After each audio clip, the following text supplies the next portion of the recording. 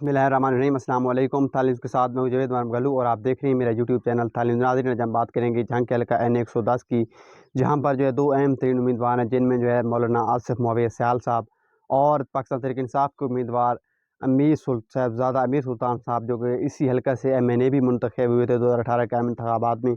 आज हम बात करेंगे कि किस उम्मीदवार का जो पलड़ा है हल्का N110 में मजबूत है। आपको बताएं कि मौलाना आसिफ मुआविया सयाल साहब एक मजहबी बैकग्राउंड रखते हैं और जो है वो मजहबी जमात से वाबस्ता है। उनकी अपनी जमात थी जिसको उन्होंने पाकिस्तान मुस्लिम लीग नून में ज़म कर दिया था और पाकिस्तान मुस्लिम लीग नून में शमूलियत अख्तियार कर ली थी।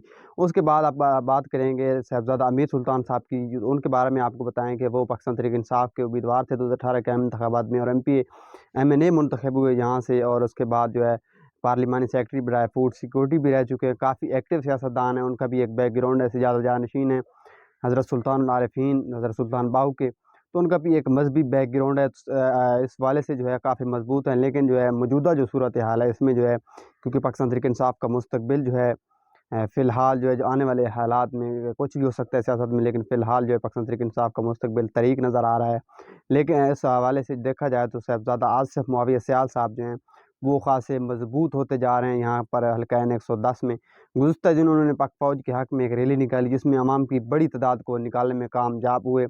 और अक्सर हमने देखा है जब भी वो कोई एहतजाज या कोई ऐसी कॉल देते हैं तो अवाम जो है उनकी आवाज़ पर लब्बैक कहते हुए फ़ौरन वहाँ पर पहुँचती है और उनकी जो रैलियाँ होती हैं बड़ी-बड़ी होती हैं। उसके साथ-साथ आपको बताएँ कि उनके काफ़ी चाहने वाले मौजूद हैं यहाँ पर। वो एक मजहबी बैकग्राउंड रखते हैं और उनका एक मजबूत जमाती जो हो जमातें होती हैं, नज़रियात होते हैं जमातों के, पाकिस्तान पीपल्स पार्टी, नून लीग, उससे हट कर जो है उनका एक अपना वोट बैंक मौजूद है, जिसकी बिना पर वो एक मजबूत उम्मीदवार हैं। रनर अप उम्मीदवार रहे थे यहाँ से जो है 2018 के आम इंतखाबात में, और अब पाकिस्तान मुस्लिम लीग नून की सपोर्ट भी उनको हासिल हो गई, या हो सकता है हल्का N110 से उनको पाकिस्तान मुस्लिम लीग नून का टिकट अलाट हो। अगर उनको आज़ाद हैसियत से इलेक्शन लड़े तो वो काफ़ी मजबूत उम्मीदवार हैं। दूसरी जानब साहबजादा अमीर सुल्तान साहब भी जो हैं काफ़ी फ़र्क कर चुके हैं अपने हल्के में, और पाकिस्तान तहरीक इंसाफ का नज़रियाती वोटर भी उनको वोट डालेगा। उसके साथ-साथ जो है उनका अपना एक मजहबी बैकग्राउंड ऐसे जो हैं वो खानवादा हैं हज़रत सुल्तानुल आरिफीन सुल्तान बाहू रहमतुल्लाह अलैह के, तो उस हवाले से भी उनको काफ़ी वोट पड़ता है पीरी मुरीदी का।